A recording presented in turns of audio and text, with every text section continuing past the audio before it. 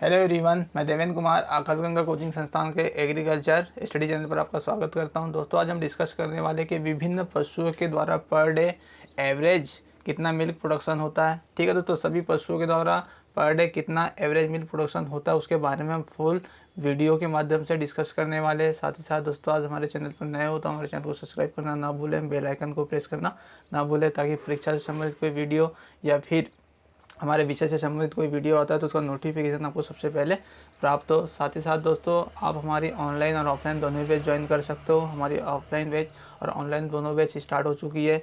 Online batch join करने के लिए डिस्क्रिप्शन बॉक्स में कुछ नंबर दिए गए हैं, जिसे संपर्क करके आप हमारी ऑनलाइन बैच ज्वाइन कर सकते हैं। तो दोस्तों, शुरुआत करते हैं आज के हमारे वीडियो की, जो कि हम लोग किस पर डिस्कस करने वाले हैं कि पशु जो विभिन्न पशु होती है, विभिन्न पशुओं की नस्लें होती है, उनसे एवरेज पर डे कितना यील्ड या प्रोडक्शन होता है उसको हम एक एक करके देखने वाले। सबसे पहले लिखा हुआ एक्जोटिक काऊ। ठीक है, तो सबसे पहले याद रखें, एक्जोटिक काऊ को हिंदी में हम बोलेंगे विदेशी गाय। क्या बोलेंगे? विदेशी गाय। विदेशी गाय के द्वारा पर डे कितना मिल्क प्राप्त होता है उसके बारे में अगर मैं आपको बताऊं तो देखिएगा, मैं जो मिल्क बताने वाला हूँ एवरेज मिल्क बताने वाला हूँ। याद रखिएगा, मैं सभी नस्लों का जो अलग अलग प्रोडक्शन होता है उसके ऊपर हम बातें नहीं कर रहे, केवल एक हम लोग एवरेज मिल्क की बात कर रहे हैं। और किसकी बात कर रहे हैं? इंडिया में रहने वाले पशुओं की।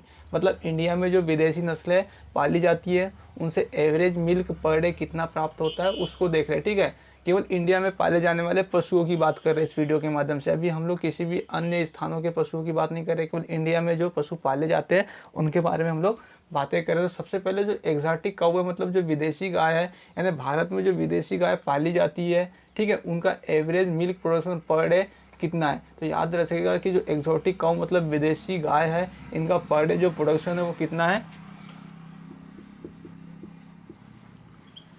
11.21 kg। कितना है? 11.21 kg। इसी को हम लिख सकते हैं 11 से 12 kg। तो याद रखिएगा दोस्तों, भारत में जो एक्जोटिक काऊ मतलब विदेशी गाय पाली जाती है उसका average milk production per day कितना है? तो 11.2 kg। ठीक है, अगर उसी को हम लिख सकते हैं तो 11 से 12 kg। इसके बाद लिखा हुआ है क्रॉस ब्रीड काऊ। मतलब हमने क्या किया? क्रॉस ब्रीड काऊ मतलब हमने क्या किया है कि विदेशी नस्ल के सांड का देसी नस्ल की गाय से क्या करवाया? क्रॉस करवाया, और इससे जो नई जनरेशन या नई नस्ल तैयार हुई उसे हमने क्या नाम दे दिया? क्रॉस ब्रीड काऊ, या उसी को हम बोल देते हैं हिंदी में संकर गाय। अब संकर गाय का पर डे उत्पादन कितना होता है? तो याद रखिएगा, संकर गाय का जो पर डे उत्पादन होता है 7.33 kg। मतलब हमारे देश में जो हमने जो संकर गाय विकसित की है, ठीक है, ये जो क्रॉस ब्रीड गाय विकसित की है, इसका एवरेज प्रोडक्शन पर डे कितना है? 7.33 kg। ठीक है, इसी को हम लिख सकते हैं 7 से 8 kg। ठीक है, इसके बाद लिखा इंडिजीनियस काऊ। इंडिजीनियस काऊ का अर्थ होता है देसी गाय। अब देसी गाय का इंडिया में पर डे मिल्क प्रोडक्शन कितना है? तो जो देसी काऊ है या इंडिजीनियस काऊ जिसे हम बोलते हैं, इसका पर डे मिल्क प्रोडक्शन है इंडिया में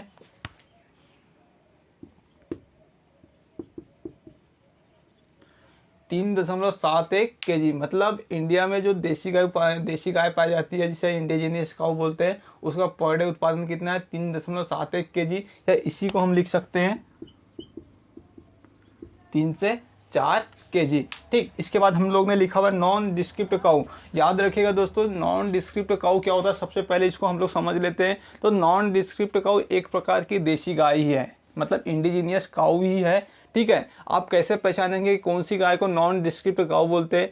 जो नॉन डिस्क्रिप्ट काऊ है ना, वो एक प्रकार की देसी गाय या इंडिजीनियस काऊ ही है। अब नॉन डिस्क्रिप्ट गाय होती क्या है? तो याद रखिएगा, शहरों या गाँव में आपको जो खुली गाय दिखाई देती है, अगर आप कभी शहर में देखेंगे तो आपको विभिन्न पशु खुले छूटे हुए दिखाई देते हैं।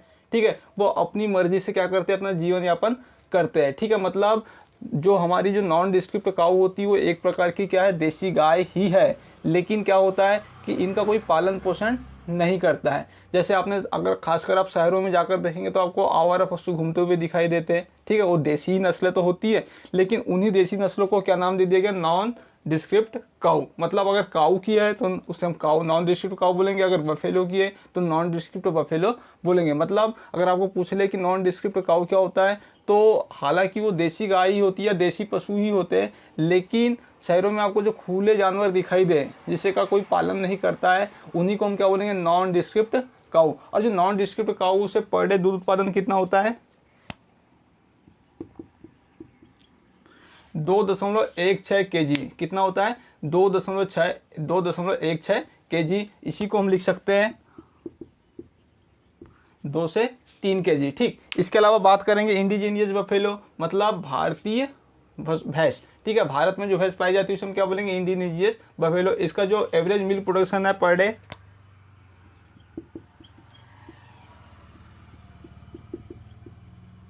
याद रखिएगा, जो इंडिजीनियस बफेलो इसका पर डे प्रोडक्शन कितना है? 5.76 kg, या इसी को हम कितना लिख देते हैं? 5 से 6 kg। उसी के बाद हमने लिखा है नॉन डिस्क्रिप्ट बफेलो। अभी मैंने नॉन डिस्क्रिप्ट काऊ समझाया, सेम उसी के समान क्या होती है? Non describe buffalo. इसका पर डे उत्पादन कितना है?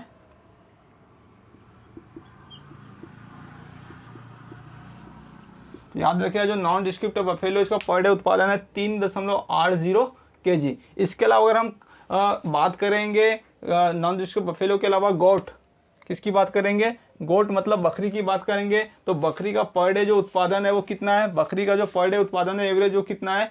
0.45 kg। कितना है? 0.45 kg। मतलब बकरी के द्वारा एक दिन में कितना दूध हमें प्राप्त होता है? तो 0.45 kg, या इसी हम लिख देंगे तो 1 kg पर डे। यानी हमें बकरी से प्रतिदिन कितना दूध प्राप्त होता है? 1 kg per day. I hope आपको ये वीडियो समझ आया होगा। अगर आपको ये वीडियो अच्छा लगे तो इसे शेयर कीजिएगा और लाइक कीजिएगा। मिलते हैं नेक्स्ट वीडियो में।